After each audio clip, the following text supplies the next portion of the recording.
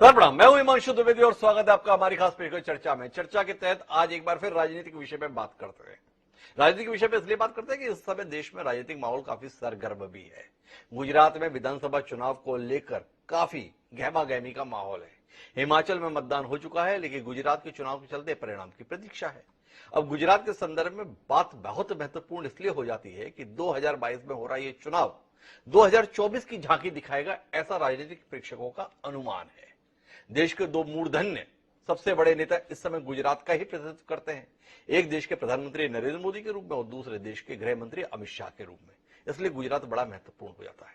Bharatiya Janata party पिछले 27 सालों से गुजरात में काबिज है। देश में भी इस समय भाजपा का डंका बज रहा है। तो आज हम भाजपा को लेकर बात करेंगे और भाजपा को मिलने वाली चुनौती के संदर्भ में बात करेंगे। इस देश में इसी नवंबर माह में 10 साल पहले एक बड़ी घटना हुई। एक अन्ना आंदोलन हुआ था। उस अन्ना आंदोलन की कोख से एक राजनीतिक पार्टी ने जन्म लिया था। नाम था उसका आम आदमी पार्टी। 26 नवंबर 2012 को औपचारिक रूप से यह पार्टी अस्तित्व में आई। अरविंद केजरीवाल, जो एक समय कहा करते थे कि वो भूले से भी राजनीति में कदम नहीं रखेंगे, आम आदमी पार्टी की स्थापना करके राजनीति में आ गए और राजनीति में आ ही नहीं गए बल्कि सफलता के नए प्रतिमान भी रच दिए। पहली बार 2013 में विधानसभा चुनाव लड़े दिल्ली के अंतर्गत और कमाल की 28 सीटों पर जीत हासिल की। एक साल बाद फिर चुनाव हुआ, एक तरफा जीत हासिल की। 70 सदस्यीय विधानसभा में 67 सीट्स अर्थात 67 सीटें आम आदमी पार्टी ने हासिल की। लोग समझ ही नहीं पाए हो क्या गया। ना भाजपा का कहीं अता पता चला, ना भारतीय राष्ट्रीय कांग्रेस का कहीं अता पता चला। लेकिन वो सिलसिला लगातार जारी है। 5 साल बाद फिर चुनाव हुआ। अपनी जीत के करिश्मे को केजरीवाल फिर दोहराने में कामयाब रहे। यहां तक बात थम जाती तो इतनी चर्चा का विषय नहीं बनता। लेकिन जब पंजाब में चुनाव हुए और पंजाब विधानसभा के अंतर्गत भी दिल्ली जैसा करिश्मा कर दिखाया अरविंद केजरीवाल के नेतृत्व में आम आदमी पार्टी ने, तो लोग आने वाले समय की आहट को सुनने के लिए बाध्य हो गए। आज हम इसी पर बात करेंगे कि जो ये आप है, ये भाजपा के लिए राहत है या आफत है। भारतीय जनता पार्टी या पूर्ववर्ती जनसंघ कांग्रेस के खिलाफ राजनीति का केंद्र रहा। कांग्रेस समय के साथ जैसे जैसे कमजोर होती गई, वैसे वैसे भाजपा मजबूत होती गई। समय समय पर जब तीसरी ताकत राजनीतिक क्षेत्र में उभर कर आई तो उसने अमूमन कांग्रेस को ही कमजोर करने का काम किया। चाहे राष्ट्रीय स्तर पर बहुजन समाज पार्टी का उभरना रहा हो या क्षेत्रीय दलों का उभरना, जहां जहां तीसरी ताकत अस्तित्व में आई वहां वहां कांग्रेस लगातार कमजोर होती गई। पर आम आदमी पार्टी जिस तरीके से विस्तार ले रही है, ये भारतीय जनता पार्टी के संदर्भ में क्या कांग्रेस की कहानी को दोहराने जा रही है या कांग्रेस को खत्म करने जा रही है। हिमाचल के संदर्भ में बात करें या गुजरात के संदर्भ में, भाजपा एक कठिन मुकाबले में है, पर लोग इस अनुमान के साथ हैं कि आम आदमी पार्टी की मौजूदगी भाजपा की राह को आसान कर देगी।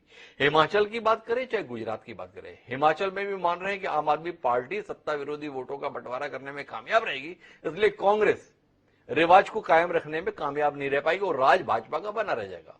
गुजरात के संदर्भ में भी यही बात कही जा रही है। गुजरात में जब 5 साल पहले चुनाव हुए थे तो भारतीय जनता पार्टी को पसीने छुड़ा दिए थे कांग्रेस पार्टी ने। सत्ता में भले ही नहीं आ पाई, पर एक कठिन मुकाबला था। इतना कठिन मुकाबला कि 182 सदस्यीय विधानसभा में भारतीय जनता पार्टी 3 अंकों में भी अपनी सीटें नहीं ले जा पाई थी।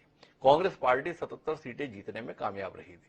इस बार लोग उम्मीद कर रहे थे कि शायद कांग्रेस इस बार जो कमी रह गई थी उसे पूरा कर पाए, पर भाजपा का खेमा और बड़ी संख्या में राजनीतिक विश्लेषक इस विचार के साथ हैं कि अब आम आदमी पार्टी एक ताकत के रूप में गुजरात में मौजूद है और ये ताकत भाजपा की राह को आसान बनाएगी। तो आज हम इसी पर बात करेंगे, समझने की कोशिश करेंगे कि ये आम आदमी की पार्टी का विस्तार भाजपा के लिए वाकई राहत का सबब रहने वाला है या आने वाले समय की आहत को वर्तमान में राहत समझा जा रहा है।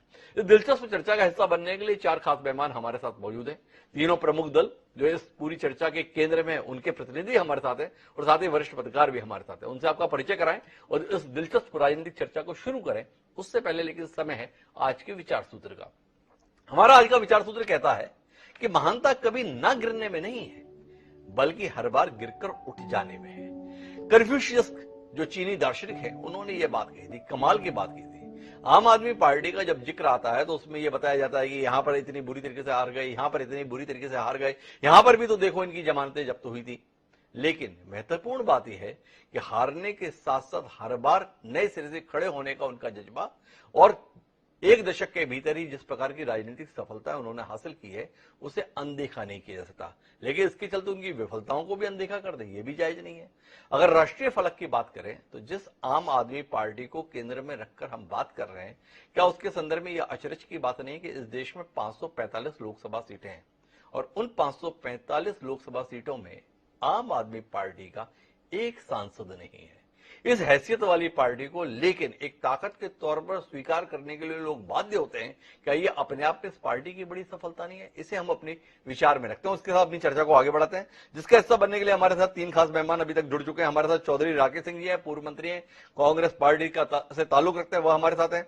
सिद्धार्थ शर्मा जी हमारे साथ हैं, प्रवक्ता हैं आम आदमी पार्टी के, और साथ ही देश के वरिष्ठ पत्रकार और हम सबके बेहद सम्माननीय श्रवण गर्ग जी भी इस चर्चा का हिस्सा बनने के लिए खास तौर पर मौजूद हैं। कुछ ही देर में सतीश लाखेड़ा जी भी हमारे साथ होंगे, जो भारतीय जनता पार्टी का प्रतिनिधित्व करेंगे। चर्चा की शुरुआत चौधरी राकेश सिंह जी से ही करते हैं और चौधरी राकेश सिंह जी से ही समझने की कोशिश करते हैं कि ये आम आदमी पार्टी की मौजूदगी क्या भारतीय जनता पार्टी के कांग्रेस मुक्त भारत के संकल्प को साकार करने के लिए मददगार है, या आप महसूस कर पा रहे हैं कि अभी जितनी भी मददगार है पर आने वाले समय में भाजपा को इससे खबरदार रहना चाहिए? किस विचार के साथ हैं चौधरी राकेश सिंह जी? डॉक्टर साहब, आपने बखूबी पूरी बात का यहाँ वाचन किया है जी, कि जिस सत्ता पक्ष का जिसका एंटी इनकम्पेंसी वोट होता है या जिस राज्य में जहाँ सरकारें होती है जी, उस राज्य की जनता जो है अन्य पार्टी को वोट देना चाहती है। आपने पिछले चुनाव का जिक्र किया जिसमें कांग्रेस ने बहुत मजबूती से चुनाव लड़ा और काफी हद तक वहां भारतीय जनता पार्टी को मुंह खानी पड़ी, लेकिन सरकार नहीं बना पाई। वर्तमान परिप्रेक्ष्य में ये बात सत्य है कि आप पार्टी जहां जहां चुनाव लड़ रही है वहां कांग्रेस को ही कमजोर कर रही है और वो वोट जो एक इकट्ठा वोट जाना चाहिए भारतीय जनता पार्टी के खिलाफ, जिसकी हकदार एक तरीके से कांग्रेस पार्टी थी जो पूर्व में इतना बढ़िया लड़ी चुनाव जी। इस तरीके की पार्टी हमने उत्तर प्रदेश का चुनाव भी देखा, वहां बहुजन समाज पार्टी ने जो चुनाव लड़ा उससे उन्होंने समाजवादी पार्टी का नुकसान ही किया जी। चाहे इस तरीके से अगर देखें पंजाब का चुनाव भी हमने देखा, लेकिन ये जो राज्य स्तर की जैसे एक तरीके से केंद्र शासित प्रदेश की पार्टी थी अरविंद केजरीवाल जी, मैं नहीं समझता हूं कि चाहे गुजरात हो चाहे हिमाचल हो वहां कभी केजरीवाल जी गए हो, उन्होंने कोई आंदोलन किया हो। जहां चुनाव आते हैं वहां ये पहुंच जाते, लेकिन जो सशक्त पार्टी है उसके वोट का बंटवारा करने का काम आप पार्टी कर रही है। अब व्यक्ति जो मतदाता है वो सत्ता के खिलाफ है, लेकिन भ्रमित करने का काम जो ओबीसी की पार्टी करती है, जिसने बीएसपी ने जो काम किया उत्तर प्रदेश में, और वही काम आप पार्टी कर रही है, वो भी इस समय भारतीय जनता पार्टी की मददगार पार्टी के रूप में है। अगर भारतीय जनता पार्टी को हराना था तो आप पार्टी को वहां चुनाव नहीं लड़ना चाहिए था और कांग्रेस को मदद करनी थी। लेकिन वर्तमान परिप्रेक्ष्य में, और आपके बारे में आपने कह दिया, आदरणीय केजरीवाल जी कहां से पैदा हुए, जिस सीढ़ी से चढ़े उसी सीढ़ी को उन्होंने तोड़ दिया। अन्ना हजारे जी को अब याद नहीं करते हैं, जिस सहायक लोगों मित्र के साथ आगे बढ़े वो कविवर कुमार विश्वास जी, उनके बारे में क्या कहते रहते हैं। अभी सिसोदिया जी पे आरोप लगा ही हुआ है। तो इस परिस्थितियों में उनको चाहिए था कि वो गुजरात में और यहाँ पे हिमाचल में उनको चुनाव नहीं लड़ना चाहिए था, और अगर भारतीय जनता पार्टी के खिलाफ उनको मन में है तो उनको चुनाव न लड़के वोट काटने के बजाय वो अन्य विरोधी दलों को सहयोग करते, जिससे वहां पे चौधरी साहब आपसे एक सवाल है, 27 साल से लगातार मुंह की खा रहे हैं आप गुजरात में, तो भी आप चाहते हैं कि आम आदमी पार्टी को गुजरात में चुनाव नहीं लड़ना चाहिए था। ऐसा क्या एहसान कर रखा है आपने अरविंद केजरीवाल पे कि लगातार हारने के सिलसिले बनाए रखने के बाद भी आप चाहते हैं कि अरविंद केजरीवाल आपके प्रति उतने उदार रहे हैं कि उन्हें मैदान में नहीं उतरना चाहिए? क्या आप नहीं मानते कि कांग्रेस जनता के स्तर पर अपेक्षाएं पूरी करने में नाकाम है, जनता पर विश्वास दिला पाने में लगातार नाकाम रही, और इसके चलते अब देश नए विकल्प की ओर आगे बढ़ रहा है और आम आदमी पार्टी उस विकल्प के तौर पर दिखाई दे रही है? और यही कारण है कि जिस गुजरात में 5 साल पहले हुए चुनाव में 29 सीटों पर चुनाव लड़ा था आम आदमी पार्टी ने और कुल 29,500 वोट प्राप्त किए थे, 29,557, अर्थात प्रति सीट 1,000 वोट। उस पार्टी को एक ताकत के तौर पर देखा जा रहा है, और इतनी बड़ी ताकत के तौर पर देखा जा रहा है कि अरविंद केजरीवाल बता रहे हैं कि कांग्रेस को 5 सीटें भी नहीं आनी है। दूसरी तरफ लोग ये कह रहे हैं कि आपकी इतनी सशक्त मौजूदगी के चलते अब कांग्रेस को सत्ता में नहीं आना है। कुछ कहिए ना चौधरी राकेश सिंह जी। मैं आपकी इस बात से पूर्णतः सहमत हूं कि कांग्रेस को जितने सशक्त तरीके से गुजरात में मेहनत पिछले चुनाव में की जी, उतने सक्रियता से इस चुनाव में मेहनत नहीं कर पा रही जी, लेकिन केजरीवाल जी को जो स्थान मिल रहा है वो उनकी योग्यता से नहीं मिल रहा है, उनके कार्य कुशलता से नहीं मिल रहा जी। है, उनके विरोध प्रदर्शन से नहीं मिल रहा है। वो एंटी इनकम्बेंसी का वोट है, लेकिन कांग्रेस ने वहां पे विरोध किया, कांग्रेस ने वहां राजनीति विरोध की जिंदा रखी और आज तक वहां कांग्रेस विरोध के रूप में कायम है। लेकिन इन परिस्थितियों में आप ये कहें कि 27 साल से वहां कांग्रेस हारती रही, बेशक इस बारे में रिजल्ट बताते हैं कि कांग्रेस वहां पराजित होती रही, लेकिन हम विपक्ष के रूप में वहां मौजूद रहे। ये वही कांग्रेस पार्टी है जिसने पिछले चुनाव में भारतीय जनता पार्टी को मुंह की खिलाने के लिए पूरी ताकत लगाई। लेकिन मैं फिर कह रहा हूं कि चाहे ओवैसी जैसे लोग हो, चाहे अरविंद केजरीवाल जैसे लोग हो, चाहे बहुजन समाज पार्टी जैसे लोग हो, ये देश में ऐसी पार्टी के रूप में है जो भारतीय जनता पार्टी को मददगार के रूप में काम करेगी। तो कुल मिला के भाजपा की ए टीम के तौर पर काम करती है आम आदमी पार्टी। इस विचार के साथ चौधरी राकेश सिंह जी बहुत नाराजगी है उनकी। कैसे हैं अरविंद केजरीवाल, कैसी आम आदमी पार्टी? गुजरात भी चली गई, हिमाचल भी चली गई। क्या कहते हैं सिद्धार्थ शर्मा जी इन आरोप के संदर्भ में, इस दुख के संदर्भ में, इस पीड़ा के संदर्भ में, इस दर्द के संदर्भ में, इस तकलीफ के संदर्भ में? डॉक्टर हिमांशु जी, आपने ये पूरी परिचर्चा एक अच्छे विमर्श से शुरू की थी, एक बहुत अच्छे स्तर पे शुरू की थी कि आम आदमी पार्टी क्यों बनी और उसका कारण क्या बना, और वो उसके इस बीच में खास करके दिल्ली में 3 बार जीतने के बाद, पंजाब में जीतने के बाद इस तरह किया, उसका उठाव क्यों हो रहा है। इस चर्चा में जैसे ही हमारे कांग्रेस के मित्र आए, उन्होंने इस चर्चा के स्तर को दूसरे स्तर पे, अलग स्तर पे लेके चले गए, तो मैं पहले उनके स्तर का जवाब उन्हीं के स्तर से दे देता हूं। उसके बाद क्योंकि आपने ये चर्चा बहुत अच्छे स्तर से शुरू की है, उस पर भी बताऊंगा। तो जहां तक ये कहते हैं कांग्रेस वाले की ए टीम है, बी टीम है, तो कांग्रेस को एक छोटा सा सवाल है कि बंगाल में कौन सी आम आदमी पार्टी गई थी जिसके कारण कि आप बंगाल में बुरी तरह से हार गए? उड़ीसा में कौन सी आम आदमी पार्टी है? तेलंगाना में कौन सी आम आदमी पार्टी है? केरल, इसमें तमिलनाडु में कौन सी आम आदमी पार्टी है? आज महाराष्ट्र में कौन सी आम आदमी पार्टी है? इतने जगहों पे कांग्रेस को आम आदमी पार्टी तो दिक्कत नहीं दे रही है जी। कांग्रेस की दिक्कत कहीं और है। कांग्रेस की दिक्कत कहाँ है ये हम आपको बताते हैं। सिर्फ कांग्रेस की दिक्कत नहीं है। देखिए डॉक्टर साहब, हिमांशु जी, भारत जब आजाद हुआ था तो उस समय कांग्रेस का क्योंकि आजादी की लड़ाई में कांग्रेस के लोगों ने जो बढ़ चढ़ के हिस्सा लिया था, उसके कारण उनकी एक क्रेडिबिलिटी थी, चाल चरित्र और चेहरा था। इसीलिए इस देश ने कई सालों तक, 30 साल तक कांग्रेस को सत्ता देते आए, क्योंकि कांग्रेस के बारे में लोगों का एक ओपिनियन था, लोगों का एक इमेज था कि इन्होंने इस देश को, इनका चाल चरित्र चेहरा तीनों अच्छा है और ये इस देश को इन्होंने आजादी लाई है। धीरे धीरे कालखंड आगे बढ़ते बढ़ते जिस तरह से अलग अलग ढंग से इन्होंने सत्ता का दुरुपयोग किया हो या कोई भी कारण हुआ हो, धीरे धीरे लोग उससे कटते गए और दूसरा चाल चरित्र और चेहरा लोगों ने भाजपा में देखना शुरू किया, जो कि 1990 के आसपास से, 84 के बाद से धीरे धीरे भाजपा का उठाव हम देखते हैं। अब दिक्कत ये आ गई है कि पिछले 10-12 सालों में इस देश की जनता को ये समझ में आ गया है कि जितने भी राजनीतिक दल इस देश में हैं, ये केवल और केवल जनता को अपने अपने ढंग से कोई न कोई आइडियोलॉजिकल उपदेश देते हैं। उपदेश से कोई आपत्ति नहीं है, लेकिन भूखे भजन न होई गोपाला, ये लो कंठी ये लो माला। कोई ना कोई आप उपदेश के बाद काम तो करोगे।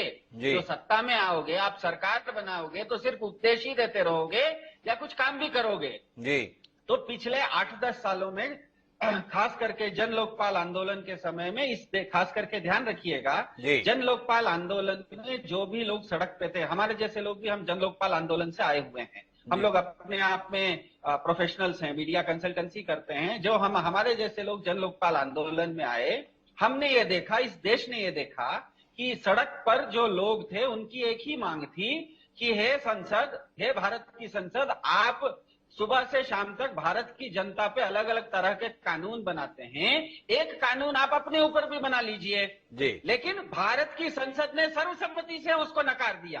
भारत की संसद में कांग्रेस भी था, बीजेपी भी था। जी। लोगों के ये समझ में आ गया कि जो भी सत्ता में जाता है वो केवल हमें उपदेश तो देता है, हमारे लिए कानून तो बनाता है, लेकिन खुद अपने लिए कुछ नहीं करता और हमारे लिए काम भी कुछ नहीं करता। तो जब आम आदमी पार्टी आई, हमारे जैसे लोग जो आम आदमी पार्टी के साथ संस्थापन के दिन से जुड़े हुए हैं, जो हम इसमें मूल अंतर यह है कि आम आदमी पार्टी अपनी आइडियोलॉजी के बदले ये कुछ भी काम करने से पहले एक बार लोगों से रायशुमारी कर लेती है। हमने पार्टी भी बनाई, आंदोलन से हम पार्टी बनाए, पार्टी बनाने से पहले हमने रायशुमारी की, लोगों ने कहा कि राजनीतिक विकल्प चाहिए। दिल्ली में भी जब हमारी सरकार आती है, हमारी मैनिफेस्टो भी बनते हैं, तो हम मैनिफेस्टो से पहले जनमत संग्रह करते हैं। तो ये जो एक बहुत मूलभूत अंतर इस देश में आया है कि कांग्रेस, बीजेपी और जो स्थापित राजनीतिक दल हैं, ये लोगों से किसी भी तरह का सहभागिता नहीं लेते हैं। ये केवल लोगों पर अपनी विचारधाराओं को थोपते हैं और अपनी तरफ से सरकार के नाते उन्हें करना क्या है, लोगों की सेवा क्या करना है, यहाँ पे सेवा नाम की चीज पूरी तरह से गौण कर दी है इन लोगों ने। और लोगों को अब ये धीरे धीरे लगने लगा है कि इन सभी राजनीतिक दल में एक अलग राजनीतिक दल है, भले वो राजनीतिक दल नाम के लिए है, लेकिन उसका पूरा का पूरा प्रकृति, उसका जो स्ट्रक्चर है वो अलग है। वो आइडियोलॉजी के बदले डिलीवरी पे काम कर रहा है, वो लोगों के लिए कुछ काम करने की बात कर रहा है। इसीलिए जैसा आपने देखा, एक बार नहीं, दो बार नहीं, दिल्ली में 3 बार हम जीते हैं, एक बार पंजाब में पहली बार हम ऑपोजिशन में आते हुए भी दूसरी बार प्रचंड बहुमत से जीते हैं। आज गुजरात में सबसे बड़ा चैलेंज अगर भाजपा को कोई दे रहा है तो आम आदमी पार्टी दे रही है।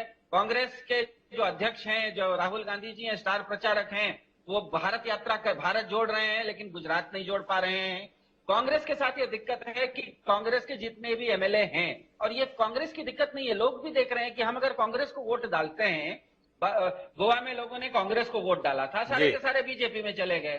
तो जो आज गुजराती जो हमारे भाई हैं, जो गुजराती भाई भी सोच रहे हैं, जो बीजेपी से नाराज हैं, उनको लगता है कि अगर हम कांग्रेस को वोट डालेंगे तो ये तो भाजपा में चले जाएंगे।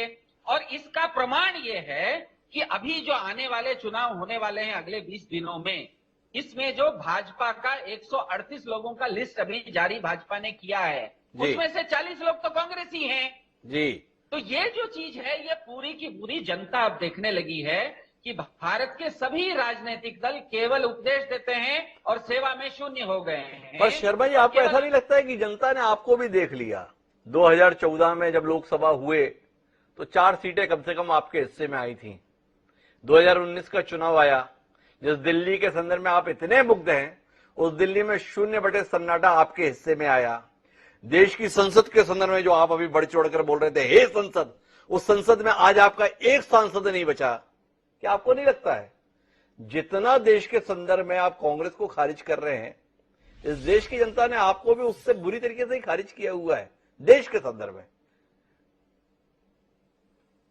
एक चीज तो मैंने किसी को देश को कांग्रेस को खारिज नहीं किया। कांग्रेस इसीलिए मैंने शुरुआत में कहा कि इस देश को आजादी लाने में जो कांग्रेस का योगदान है बहुत बड़ा है, इसीलिए मैंने कांग्रेस को कहीं पे खारिज नहीं किया। दूसरी बात यह है कि आम आदमी पार्टी के 10 सांसद अभी भी संसद में है, भले लोकसभा में नहीं हो लेकिन राज्यसभा में है तो संसद में है। तीसरी बात यह कि जो हम इस तरह की एक विचारधारा, एक अलग, जिसको इंग्लिश में कहते हैं एक नॉवेल्टी है, बिल्कुल भारतीय राजनीतिक परिदृश्य में, जो कि डिबेट से लेके बुद्धिजीवियों से लेके अखबार से लेके हर जगह पे राजनीति का अर्थ उपदेश देना हो गया है, उसको बदल के अगर सेवा पर आना है तो उसके लिए हो सकता है कि थोड़ा समय लगे, हो सकता है आम आदमी पार्टी को भी इसमें जरूरत से ज्यादा मेहनत करनी पड़े।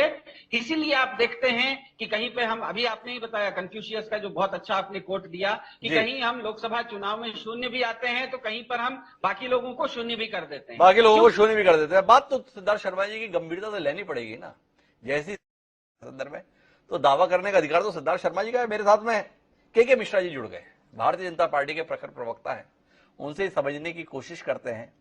ये आम आदमी पार्टी का उभार अभी लोग बताते हैं भाजपा के लिए बड़ी राहत की बात है।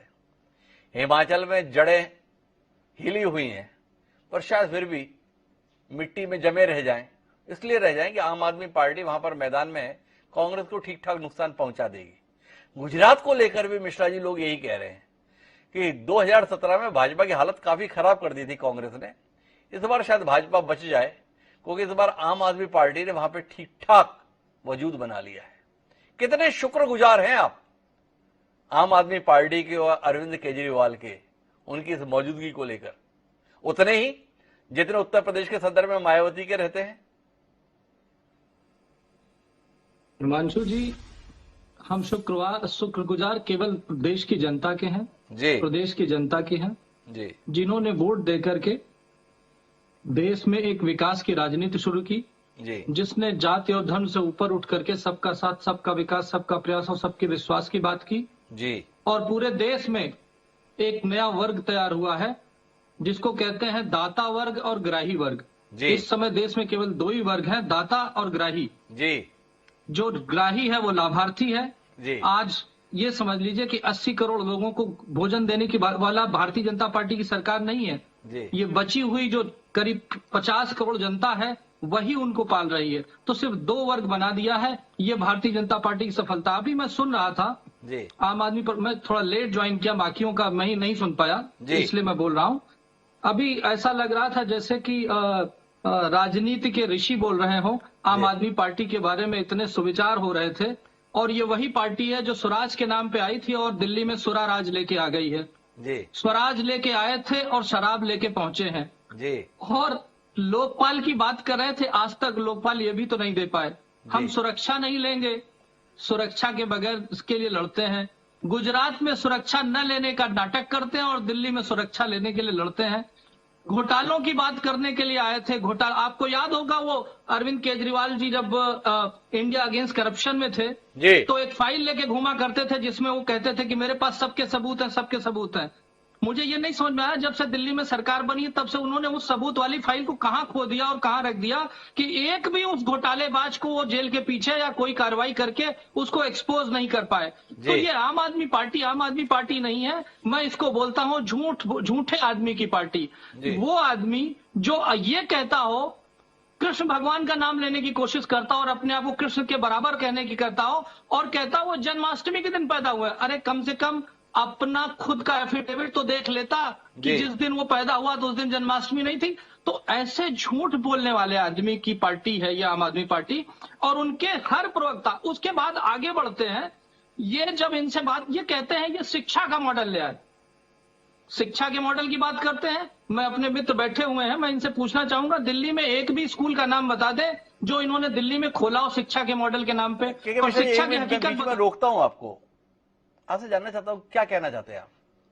ये दिल्ली के लोग मूर्ख हैं, बेवकूफ हैं, नासमझ हैं। दिल्ली में अरविंद केजरीवाल के नेतृत्व की आम आदमी पार्टी को पिछले 3 चुनावों में लगातार जो सफलता मिली है उसको आप सिरे से खारिज कर रहे हैं आक्षेपों के साथ। तो क्या बताना चाहते हैं? ये जो देश की राजधानी में रहने वाले मतदाता हैं, नासमझ लोगों का जमघट है जो ऐसे व्यक्ति को चुन लेते। एक पंजाब, जहां पर आप कितने ही साल तक सत्ता में रहे, अकाली दल के साथ मिलकर रहे, उस पंजाब में आपने पानी तक नहीं मांगा, बुरा मत मानिएगा। ये आम आदमी पार्टी है। और अब उस आम आदमी पार्टी के संदर्भ में राजनीतिक प्रेक्षक आकलन के साथ हैं कि हिमाचल में अगर रिवाज बदल जाएगा तो उसका राज आम आदमी पार्टी की मौजूदगी के रूप में पाया जाएगा। गुजरात में अगर राज रह जाएगा तो उसका कारण भी आम आदमी पार्टी के रूप में पाया जाएगा। कुछ इस पर रोशनी डालिए के मिश्रा जी।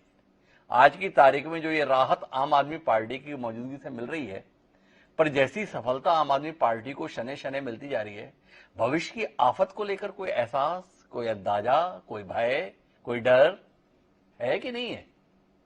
बिल्कुल हिमांशु जी, आपने बिल्कुल सही सवाल कहा। आपने दिल्ली की जनता के बारे में सवाल किया, मैंने दिल्ली की जनता के ऊपर बात नहीं की। मैंने अरविंद केजरीवाल जो आम आदमी का चेहरा है, जो झूठ बोलते हैं, मैंने उनको एक्सपोज करने की बात की। जो लोकतंत्र में तो जनता जनार्दन है, वो जो फैसला देगी वो सबको मानना पड़ेगा। मैंने उस पर क्वेश्चन नहीं उठाया, ना ही मैंने कहा कि दिल्ली की जनता का फैसला क्या था। मैंने ये कहा कि जिन झूठे वादों को लेकर के आए थे वो एक भी झूठे वादे पूरे नहीं किए। तो दिल्ली की जनता बहुत समझदार है, अगली बार इन्हें बता देगी। और एक चीज बता दें, दिल्ली में भारतीय जनता पार्टी की सरकार नहीं चल रही थी, दिल्ली में कांग्रेस की सरकार चल रही थी। और पंजाब की बात आपने की, पंजाब में भी भारतीय जनता पार्टी सरकार नहीं थी, वहां पर कांग्रेस या अकाली दल के साथ हमारी शेयरिंग की सरकार थी। और बता दें, जहां पर हमारी सरकार थी, आप देख लीजिए, उत्तर प्रदेश की बात करते हैं, 377 सीटों पर जमानत जब्त हुई, 0.35% वोट मिले हैं, जो नोटा से भी कम है, 1000 वोट से कम मिले हैं। उत्तराखंड की बात करते हैं, 70 में 70 की जमानत जब्त हुई। तो ये हकीकत ये है कि ये केवल झूठे वादे करते हैं। दिल्ली में रहने का फायदा उन्हें यह मिला कि वो पब्लिक में एक्सपोज हुए, उन्होंने अपनी सारी बातें कही और वो सारे झूठ एक एक करके पकड़े जा रहे हैं। कमाल की बात है कि विषय कह रहे हैं दिल्ली में हमारी सरकार नहीं थी। हम तो कहते हैं दिल्ली में तो आपकी ऐसी सरकार थी जो पूरे देश में सरकार चलाती है। भाई नरेंद्र मोदी जी दिल्ली में ही बैठते हैं, देश में इतनी बड़ी ताकत बैठी हुई है, देश का सबसे बड़ा नेता जहां बैठा हुआ है वहां पे आपकी पार्टी, अरविंद केजरीवाल की पार्टी के मुकाबले में पानी नहीं मांगती, तो सवाल उठ जाता है। बहरहाल मैं इस चर्चा को थोड़ा अलग आयाम देने की कोशिश करता हूं। मेरे साथ में श्रवण गर्ग जी हैं। श्रवण जी से आम आदमी पार्टी की मौजूदगी के संदर्भ में जानना चाहता हूं, क्या इसे वोट कटवा पार्टी के तौर पर देखें श्रवण जी, या एक भावी संभावना के तौर पर देखें? इसे आज कांग्रेस के लिए परेशानी का सबब माना जा रहा है, भविष्य के लिए भाजपा के लिए भी परेशानी का सबब मांगे, या आप इस आकलन के साथ जो कुछ भी है कांग्रेस के लिए ही है, इससे ज्यादा सोचने, विचारने, मानने की जरूरत नहीं है? किस आकलन के साथ हैं श्रवण जी? आप थोड़ा दिशा दें हमारी चर्चा को। हिमांशु जी, मैं दो तरीके से देखता हूं जी। ये, चूंकि इनको, केजरीवाल जी को बहुत व्यक्तिगत तौर पर भी जानता हूं मैं, और वैसे भी जानता हूं, देखता हूं उनको, तो आज की स्थिति में तो ये कांग्रेस को कमजोर कर रहे हैं और काफी कमजोर कर चुके हैं, और आने वाले दिनों में और कमजोर करेंगे। जैसे कि मैं कहता हूं कि ये हिंदुत्व के ओवैसी हैं। एक वो जो ओवैसी जो हैं वो मुस्लिम वोटों को कंसोलिडेट करके बीजेपी को फायदा पहुंचाते हैं और पोजीशन को नुकसान करते हैं। तो ये हिंदुत्व के एक नए ओवैसी पैदा हुए हैं। मैं एक दूसरी चीज कह रहा हूं कि दूरदृष्टि से अगर देखें तो ये भारतीय जनता पार्टी को नुकसान पहुंचाएंगे, और आज ये कांग्रेस को पहुंचा रहे हैं। आपने एक अपनी प्रारंभिक चर्चा में हिमांशु जी एक बात कही, हिमाचल के बारे में बात कही। चूंकि बहुत सारे लोग आपकी चर्चा को सुन रहे हैं, तो मैं आपके नॉलेज में थोड़ा सा संशोधन करना चाहता हूं, जानकारी में, कि आम आदमी पार्टी ने हिमाचल से अपने आप को पूरी तरह से हटा लिया था जी। अपने सारे कार्यकर्ताओं को वहां से विड्रॉ करके गुजरात में लगा दिया। जो कार्यकर्ता, जो लोग लड़ रहे थे, वो अपने दम पर लड़ रहे हैं, इक्के दुक्के जो मेहनत कर रहे हैं, उनके पास कोई संसाधन नहीं है, कोई साधन नहीं है। ये पूछा जाना चाहिए कि आम आदमी पार्टी ने हिमाचल से अपने आप को विड्रॉ क्यों किया, जबकि हिमाचल के चुनावों की घोषणा के पहले मान के साथ केजरीवाल खुद गए, एक बड़ी घोषणाएं की उन्होंने। वहां पंजाब से लगी हुई सीमा है हिमाचल की। आम आदमी पार्टी गोवा में जाकर चुनाव लड़ती है, आम आदमी पार्टी उत्तराखंड में जाकर चुनाव लड़ती है। जितनी ताकत से आम आदमी पार्टी गुजरात में चुनाव लड़ रही है, हिमाचल में क्यों नहीं लड़ रही, क्यों नहीं लड़ी? ये कोई सवाल करता नहीं है। हमको शक होता है कि आम आदमी पार्टी ने गुजरात में, हिमाचल में अगर चुनाव लड़ती तो उससे भारतीय जनता पार्टी को नुकसान करती। वो भारतीय जनता पार्टी के वोट कम करती, क्योंकि वहां anti incumbency Bharatiya Janata party के खिलाफ जबरदस्त है। और अगर आप पिछले उपचुनावों के नतीजे देखें हिमाचल में जी, तो वो कांग्रेस ने तीनों विधानसभा की सीट भी और मंडी की सीट भी जीती। जी जो गुजरात के बारे में मेरा आकलन है हिमांशु जी, जी हालांकि केजरीवाल का कहना है कि कांग्रेस 5 सीटें जीतेगी वहां जी और आम आदमी पार्टी की सरकार बनेगी, ये जी। उनका दावा है। जी तो वो तो हम देख लेंगे, जब दिसंबर में चुनाव परिणाम आएंगे तब देख लेंगे कि उसके बारे में, परिणामों के बारे में केजरीवाल का क्या कहना है। जी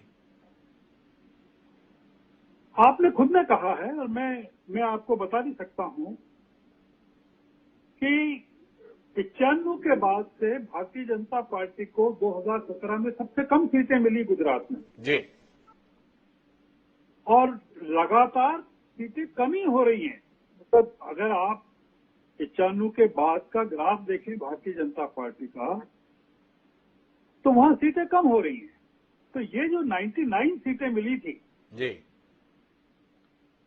उसमें 17 सीटों का, 16 सीटों का जो इजाफा हुआ वो कांग्रेस से तोड़ के इन्होंने किया। जी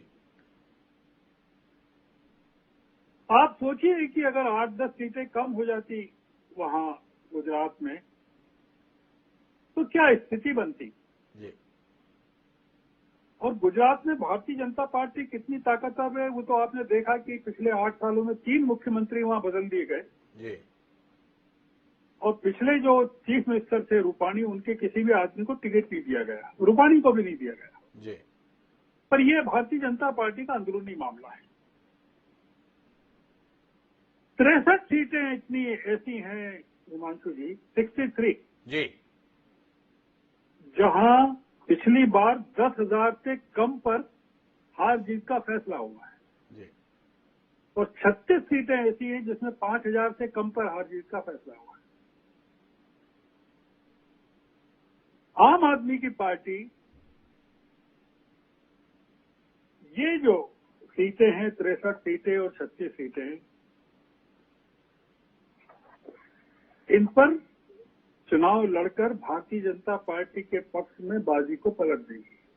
जी गुजरात में जो एंटी इनकम्बेंसी है इस समय, लोगों की नाराजगी है, वो जबरदस्त है। जी और आप देखिए कि किस तरह से सीटें, किस तरह से टिकट नहीं दिए गए, जी कई पुराने मंत्रियों को कितना ज्यादा वहां असंतोष है, कितना विद्रोह है। तो जो शक बनता है वो ये बनता है,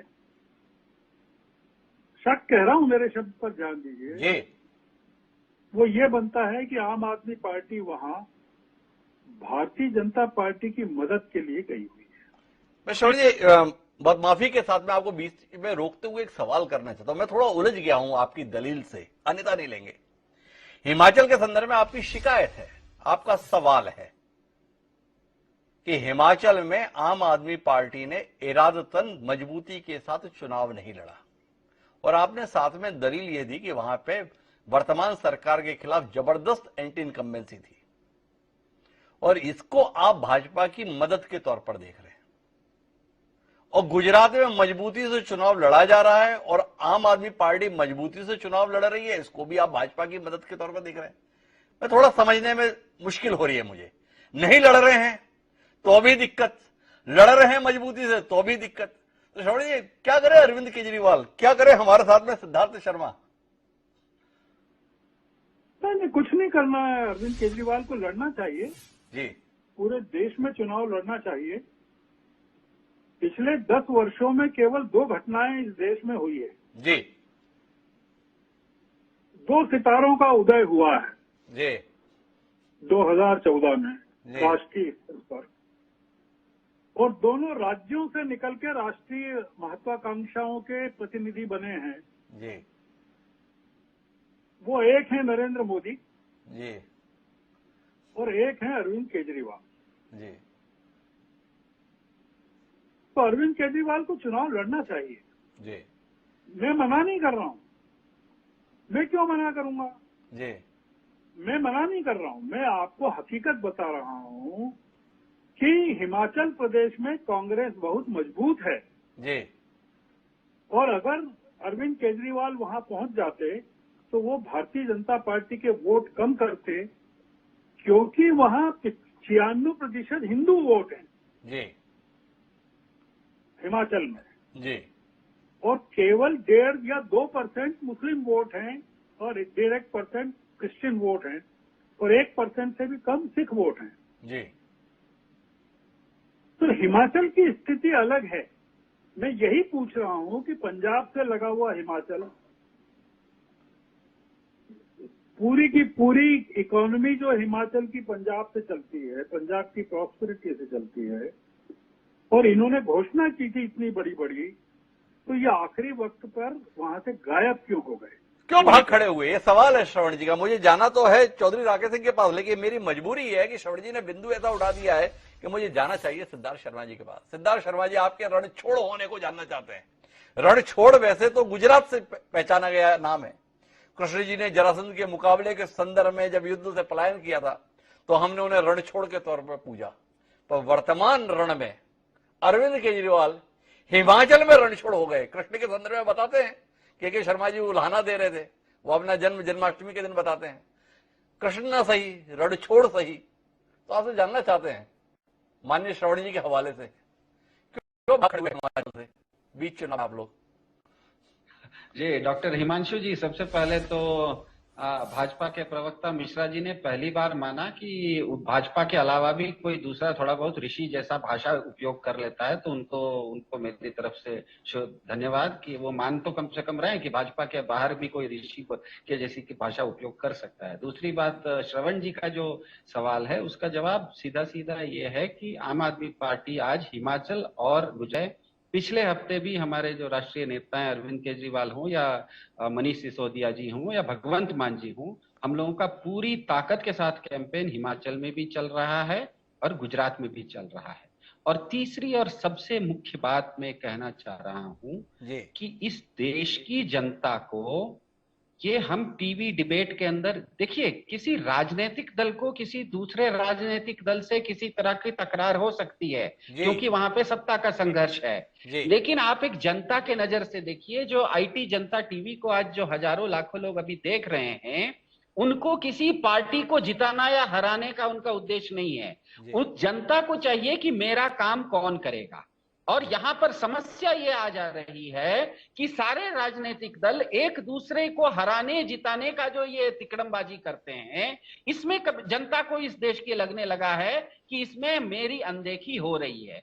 इसीलिए जब आम आदमी पार्टी गुजरात में जाके अपने शिक्षा मॉडल की बात करती है तो वो इतने ज्यादा पब्लिक के दबाव में आ जाती है कि भारत के प्रधानमंत्री भी एक क्लासरूम में उनको भले क्लासरूम फर्जी हो, लेकिन उस फर्जी क्लासरूम में भी बैठ के फोटो खिंचवाना उनकी मजबूरी बन जाती है। तो यहाँ पर विमर्श जब बदलता है टीवी डिबेट्स के अंदर या बौद्धिक लोगों के द्वारा या राजनीतिक दल के लोग जब बात करते हैं, तो किसी को लगता है कि आम आदमी पार्टी को भी भाजपा को हराना चाहिए, आम आदमी पार्टी को कांग्रेस को जिताना चाहिए, कांग्रेस को भाजपा को हराना चाहिए। मुझे बताइए, इस देश की जनता को कांग्रेस हो या बीजेपी हो, या आप सुदूर तमिलनाडु में चले जाइए, वहां पर ना तो कांग्रेस है ना तो बीजेपी है, वहां पे जीतता या हारता डीएमके और एडीएमके है, वहां पे दोनों राष्ट्रीय दल नदारद हैं।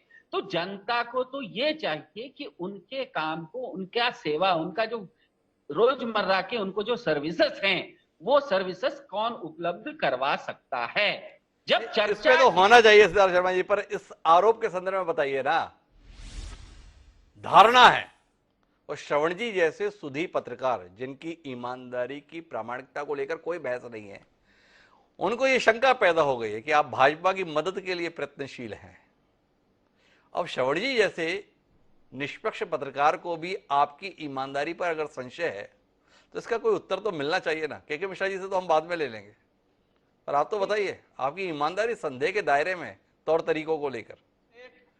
बिल्कुल डॉक्टर हिमांशु जी, एक लाइन का उत्तर है जी। कि हम आम आदमी पार्टी ने जो भाजपा का हश्र किया दिल्ली में, एक बार नहीं, दो बार नहीं, तीन बार नहीं, दूसरी बार तो करीब करीब जिस तरह से कांग्रेस को शून्य पे ले आए थे, हमने भाजपा को भी करीब करीब शून्य पे ऑटो रिक्शा पे ले आए थे। तो इसीलिए ये तो किसी को भी, भारत की जनता हो या दिल्ली की जनता हो, किसी को भी ये जो डिबेट में ये जो चर्चा होती है, ये तो किसी वोटर को तो पचती नहीं है। वोटर जानता है कि आम आदमी पार्टी संपूर्ण राजनीतिक फ्रेमवर्क से बाहर की एक पार्टी है। वो कुछ दूसरी ही बात करती है, वो राजनीति से अलग कुछ बात करती है, वो सर्विसेज की बात करती है, वो पॉलिसी की बात करती है। तो कुल मिलाकर सिद्धार्थ जी सिरे से खारिज कर रहे हैं, हम किसी की ए टीम नहीं, किसी की बी टीम नहीं। लेकिन मैं अपनी चर्चा को आगे बढ़ाता हूं। चौधरी राकेश सिंह, आपसे जानना चाहता हूं, जो भी मॉडल की बात इस समय सिद्धार्थ जी कर रहे हैं या अरविंद केजरीवाल करते हैं, संकट ये पैदा हो गया है कि क्या कांग्रेस की जगह आम आदमी पार्टी ले जाएगी? जिस गंभीरता से लोग आम आदमी पार्टी को लेने लगे हैं। पहले टीवी डिबेट हम करते थे तो एक भाजपा एक कांग्रेस, कोई जरूरत पड़ी तो तीसरे को बुला लिया। अब लगता है डिबेट अधूरी रह जाएगी, आम आदमी पार्टी भी रहना चाहिए। इतना वजूद बना लेना क्या आपको भविष्य के संदर्भ में खतरे का एहसास नहीं कराता? जहां पर भी बात हो रही है आपके संदर्भ में विचार हो रहा है, ये आप और आप, कहीं आप तो नहीं हो जाएंगे खाक? ये सवाल है। पहले तो मैं आदरणीय श्रवण दत्त साहब की विद्वता को उसको प्रणाम करता हूँ। मैं इन्हें पढ़ रहा हूँ 1971 के दस्यु समर्पण जो हुआ था जी, उसमें आदरणीय गर्ग साहब ने जो पुस्तक लिखी थी चंपल की बंदूकें जी, और वो पुस्तक पढ़ के मैं आगे बढ़ा हूँ। फिर भास्कर में बहुत पढ़ा मैंने, भोपाल में। मैं उनको, उनकी बुद्धता, उनके विचार को और वो भविष्य जो देख रहे हैं उसके प्रति मैं उनकी कृतज्ञता व्यक्त करता हूँ। उन्होंने बहुत बेहतर तरीके से हिमाचल और गुजरात की बात कह दी आपके जी। जहां तक आप पार्टी की बात है तो मैं एक आधे मिनट में अपनी बात कह दूंगा डॉक्टर साहब। जहां तक आप पार्टी की बात है तो ये बात सब अपनी तरफ गरिमान में झांक कर देखना चाहिए आदरणीय शर्मा जी को। अगर लोकपाल दिल्ली में होता राज्य में तो चाहे सिसोदिया जी होते, चाहे जैन साहब होते, तो नेशनल इन्वेस्टिगेशन एजेंसियां इन्वेस्टिगेट नहीं करती, लोकपाल उनको इन्वेस्टिगेट करता और उस पर निर्णय करता। लोकपाल इसी के लिए बनता है कि राजनीतिक पद पर बैठे हुए लोगों के खिलाफ जो शिकायतें हैं उस पर करे। तो 3 बार जीतने के बाद उन्होंने वो कायम नहीं किया। जी मेरे भाई बीजेपी के अभी कह रहे थे, उसके बाद में जी कि ये मतदाता जो है वो दाता हो गया है अब नरेंद्र मोदी, और ग्राह्यता हो गई है हिंदुस्तान की जनता 80 करोड़। मेरे भाई इस देश में 8 साल मैं माफी चाहूंगा चौधरी राकेश सिंह जी, शायद आप समझने में चूक कर गए। के मिश्रा जी का यह कहना था कि 50 करोड़ जो है दाता के तौर पर हैं, 80 करोड़ ग्राह्यता के तौर पर हैं। उन्होंने ये बात 130 करोड़ की आबादी के संदर्भ में कही थी कि 50 करोड़ लोगों का जो सामर्थ्य है वो बाकी 80 करोड़ लोगों का पोषण कराने में मदद कर रहा है। जो बात कही थी वो ये थी। अब इसके संदर्भ में आपको जो भी नजरिया हो। नहीं, मैं इस बात से भी आपकी दुरुस्त करता हूं मैं बात को जी। लेकिन जिस देश में 40 करोड़ गरीबी के रेखा के नीचे थे और 8 वर्षों में 80 करोड़ हो गए, तो इसका मैं धन्यवाद किसको दूं? इसके लिए किसको आरोपी ठहराऊं? मैं भारत की वर्तमान जो सरकार है उसको ठहराता हूं, मोदी जी को ठहराता हूं कि गरीबी रेखा के नीचे रहने वालों की संख्या और बढ़ा दी आपने। जी। दूसरी बात, आप कांग्रेस की तरफ आते हैं। मैं ये बात फिर आपसे कह रहा हूं कि ये ऐसी पार्टियां हमेशा पैदा होती हैं राज्य के रूप में, चाहे किसी भी राज्य में आप चले जाओ, तो आप पार्टी कोई बहुत बड़ा खतरा नहीं है, ये आपको लग रहा होगा, लेकिन नहीं, मुझे लग नहीं रहा है चौधरी राकेश सिंह जी। मैं एक बार सवाल नए सिरे से पूछता हूं। सवाल इस रूप में आ रहा था कि आम आदमी पार्टी भाजपा की मददगार बनी हुई है, भाजपा को सत्ता में लाने के लिए माध्यम बनी हुई है, वोट कटवा पार्टी हो गई है। यह बात सही है या असल भाजपा की मददगार कांग्रेस पार्टी है? मतदाता वोट चाहे भाजपा को दे या कांग्रेस को दे, आखिरी में वोट मिलता तो भाजपा को ही है, क्योंकि जो कांग्रेस के टिकट पे चुनाव जीत जाते हैं वो बाद में भाजपा को वोट देने के लिए कतार में खड़े हो जाते हैं। ऐसा मध्य प्रदेश में भी हुआ, ऐसा गुजरात में भी हुआ, ऐसा गोवा में भी हुआ। गोवा में आप ठीक ठाक सीटें जीते, फिर पता चला वो भाजपा ही हो गए। आम आदमी पार्टी ने 2 विधायक जीते हैं गुजरात में, 40 सदस्य विधानसभा में। अभी भी उनकी पहचान आम आदमी पार्टी के विधायक के तौर पर है। ये भाजपा की मदद करने के लिए कांग्रेसियों का खून जो उबाल मारने लगा है, इसके संदर्भ में कुछ कहिए ना चौधरी राकेश सिंह जी, ये जरा ज्यादा महत्वपूर्ण होगा। आपके स्मरण में लाना चाहता हूं, पार्टी बदलने का काम विधायकों का जो हुआ है, वो पलटू राम एक हुए हरियाणा में बहुत 60 के दशक में। उन्होंने एक दिन में 3 बार पार्टी गयालाल उनका नाम था, उनके बेटे इस समय वे प्रदेश अध्यक्ष है कांग्रेस पार्टी का। आपके ध्यान में मैं ये भी लाना चाहता हूं, उदयभान उनका नाम है। आप बने रहे अध्यक्ष, लेकिन जो उदाहरण है वो दिया जाएगा। नहीं, मैंने बताया कि वो आपकी पार्टी के सम्मानीय प्रदेश अध्यक्ष हैं, अभी उन्हीं की विरासत के उत्तराधिकारी। नहीं, ये इंडिविजुअल आदमी होता है, विरासत राजनीति में नहीं होती जी, व्यक्तिगत रूप से होता है जी। तो मैं जिस बात को आपको निवेदन कर रहा हूं जी, कि जिस राज्य में आप चले जाओ, चाहे हरियाणा में जनता दल और तमाम पार्टियां बनी राज्य की, चाहे उत्तर प्रदेश में बनी, कालांतर में जाके ये पार्टियां क्या बात काबिज रह पाई? ये छोटे छोटे जो राजनीतिक दल है जो नुकसान करने के लिए जाते हैं बड़े राजनीतिक दलों का, इनका भविष्य बहुत लंबा नहीं होता है, चाहे आप किसी भी राज्य में ले लें। और जहां तक उत्तर भारत के राज्य हैं, उसमें ये हमेशा सरसब्ज नहीं हुए। एक आध बार सरकार बन गई है, लेकिन आप कहीं देखने को नहीं मिलती जनता दल की यूनाइट, ये हरियाणा में जो पार्टी। चौधरी राकेश सिंह जी ने मेरी बात का जवाब नहीं दिया। मेरा सवाल तो केवल इतना था कि वोट भले ही कांग्रेस को दो, जीतने के बाद में वह जीता हुआ शख्स मतदाता के उस वोट का इस्तेमाल भाजपा को ही मजबूत करने में करता है, ये सवाल जहन में आता है। इसका कोई उत्तर आना चाहिए था। चौधरी राकेश सिंह ने आज नहीं दिया, फिर कभी किसी कार्यक्रम में दे लेंगे। लेकिन मैं के मिश्रा जी के पास जाना चाहता हूं। के मिश्रा जी, आपसे जानना चाहता हूं, ये आपके साथ मैनेजमेंट क्या किया है आपने? जिस आम आदमी पार्टी ने दिल्ली में आपको मुंह दिखाने लायक नहीं छोड़ा, वही पार्टी आपकी मददगार है, ऐसी जनधारणा बन रही है। इस मैनेजमेंट के संदर्भ में कुछ बताइए ना। ये तिहाड़ के खेल ने ऐसा खेल करा दिया है या कुछ और हो गया?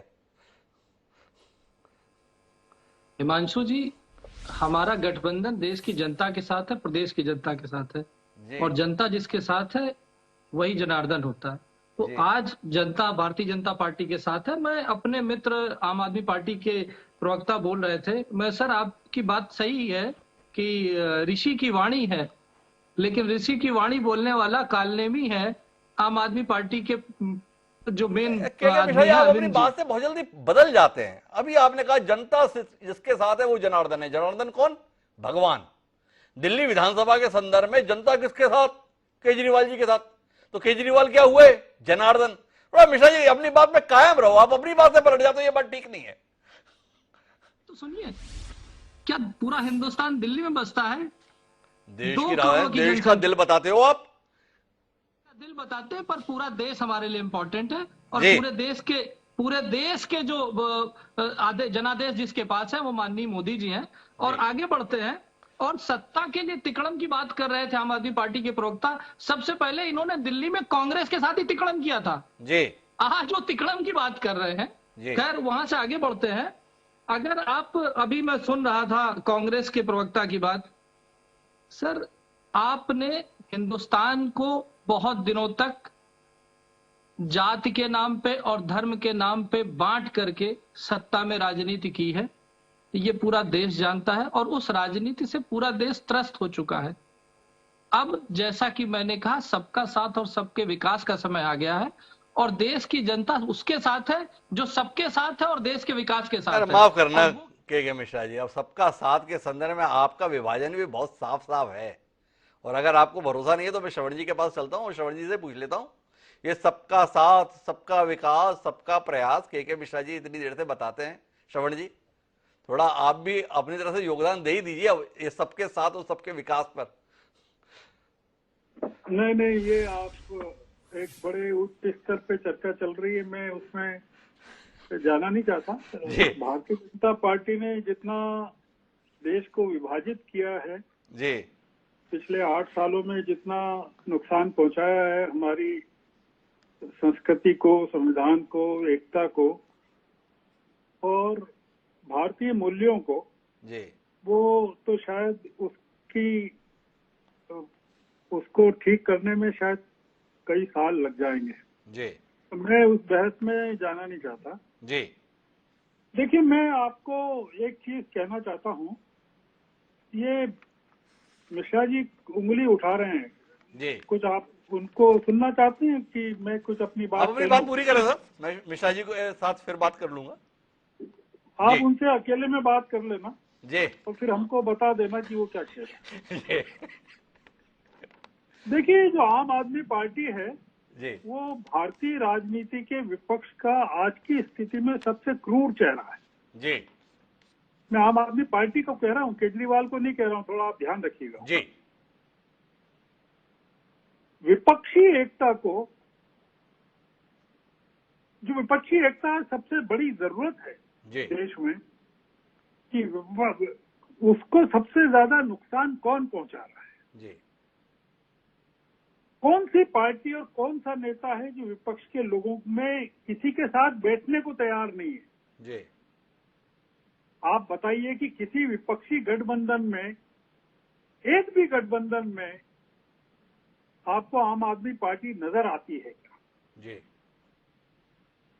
शरद पवार और उद्धव ठाकरे राहुल गांधी की यात्रा का स्वागत करते हैं और आदित्य ठाकरे उनके साथ चलते हैं। जी। क्या अरविंद केजरीवाल में हिम्मत है वो कहें कि राहुल गांधी के साथ में चलने को तैयार? जी। नहीं है उनमें हिम्मत। जी। ये आदमी जो है इस देश में तानाशाही को मजबूत करेगा और खुद अंत में तानाशाह बनेगा। जी। गुजरात में ये आदमी हमला कांग्रेस पर कर रहा है, भारतीय जनता पार्टी पर नहीं कर रहा है। जी। ये नहीं कह रहा है कि भारतीय जनता पार्टी को 5 सीटें मिलेगी, वो कांग्रेस की 5 सीटें कर रहा है। भारतीय जनता पार्टी तो हिमांशु जी फिर भी डेमोक्रेटिक है जी। वहां 2 नेता हैं। जी। आम आदमी पार्टी में तो सिर्फ एक नेता है। जी। वो सब जगह वही रहता है, सर्वव्यापी है। जी। भगवान कृष्ण की तरह मानता है अपने आप को कि मैं भगवान कृष्ण की तरह सब जगह हूं। जी। तो ये जो दिक्कत है, मतलब जो बेसिक गुण होता है तानाशाहों का, जी। आप आम आदमी के पार्टी के गठन की जरा सोचिए कि जो पार्टी भ्रष्टाचार के खिलाफ लड़ाई के कारण सत्ता में आई थी, भ्रष्टाचार के आरोपों से जूझ रही है आज वही जी। सबसे ज्यादा। तो ये जो और आपको पता है किस तरह के लोग थे जब भ्रष्टाचार के खिलाफ लड़ाई हुई थी। जी। आप पूछिए तो सही कि प्रशांत भूषण को क्यों निकाला, योगेंद्र यादव को क्यों हटाया, आशुतोष को क्यों हटाया। तो ये जो आदमी है इसको विरोध उतना, मतलब ये जो है अपने नरेंद्र मोदी अगर किसी को पसंद नहीं करते हैं तो वो कम से कम मार्गदर्शक मंडल में रवाना कर देते हैं और कहीं बिठा देते हैं। ये आदमी सीधा घर पे बिठाता है और दिल्ली में पुलिस अपने पास नहीं होती है तो पंजाब की पुलिस दिल्ली में बुलवाता है अपने विरोधियों के खिलाफ। तो आपने इतनी मीमांसा कर दी है तो मेरे मूल विषय पर आइए श्रवण जी, और इस पे एक अंतिम टिप्पणी दीजिए। आप मतलब आम आदमी पार्टी, ये भाजपा के लिए राहत है या आने वाले समय की आफत है? इस पर भी तो टिप्पणी कर ही दीजिए ना, इतना आकलन आपने कर दिया। ये भारतीय जनता पार्टी आने वाले समय के लिए भारतीय जनता पार्टी के लिए सबसे बड़ी आफत बनेगी। तो ये मर्म की बात श्रवण गर्ग जी ने कह दी है। हमने सवाल के साथ में इस विषय को दिया था, आप भाजपा के लिए राहत या आफत? श्रवण जी का अनुभव बोल रहा है, 5 दशक से ज्यादा पत्रकारिता जीवन का अनुभव। आज की राहत कल की आफत बनेगी। के मिश्रा जी के लिए विचार का विषय होना चाहिए। पर जो श्रवण जी ये बात कह रहे हैं कि विपक्षी एकता के लिए सबसे बड़ी बाधक आम आदमी पार्टी है, दरअसल उसके मूल में यह है कि आम आदमी पार्टी को ऐसा लगता है कि उसे किसी के साथ की जरूरत नहीं है। इस देश की जनता भाजपा के विकल्प के तौर पर केवल आपको चाहती है, इसलिए बाकी लोगों के साथ बैठने की जरूरत क्या है? पर क्या यह सच है? और यह अपने आप में देश के सबसे पुराने राजनीतिक दल के लिए भी सवाल है कि क्या कारण है कि जुम्मा 1 दशक पहले अस्तित्व में आई हुई पार्टी इतने कम समय में देश के सबसे पुराने राजनीतिक दल को किसी लायक समझने के लिए तैयार नहीं है। देश के सबसे पुराने राजनीतिक दल के नेता जीतने के बाद अगर भाजपा के लिए वोट देने कतार में खड़े हो जाएंगे तो नई जन्मी पार्टी को यह हौसला करने का हौसला तो मिलेगा ही। इस पर विचार होना चाहिए। बहरहाल आप सभी मेहमानों को बहुत बहुत धन्यवाद इस दिलचस्प चर्चा का हिस्सा बनने के लिए। तो कुल मिला के आम आदमी पार्टी आने वाले समय में भाजपा के लिए क्या चुनौती बनेगी ये जानने में दिलचस्पी रहेगी। पर वर्तमान में कांग्रेस के लिए जिस प्रकार की चुनौती है उसे इस कार्यक्रम में साफ तौर पर हम देख पाए। अब समय है आज की प्रासंगिक पंक्तियों का। तो हमारे आज की प्रासंगिक पंक्तियां भी इसी कमाल के साथ हैं। हमारी प्रासंगिक पंक्तियां कहती हैं कि जिंदगी की असली उड़ान अभी बाकी है, कि जिंदगी की असली उड़ान अभी बाकी है, मंजिल के कई इम्तिहान अभी बाकी है, अभी तो नापी है मुट्ठी भर जमी हमने, अभी तो सारा आसमान बाकी है। अब ये आसमान कौन नापेगा, भाजपा, कांग्रेस या आप? ये तो समय बताएगा। बहरहाल अब मुझे दे दीजिए, कल फिर मिलेंगे नए विषय के साथ। तब तक के लिए सदा प्रणाम।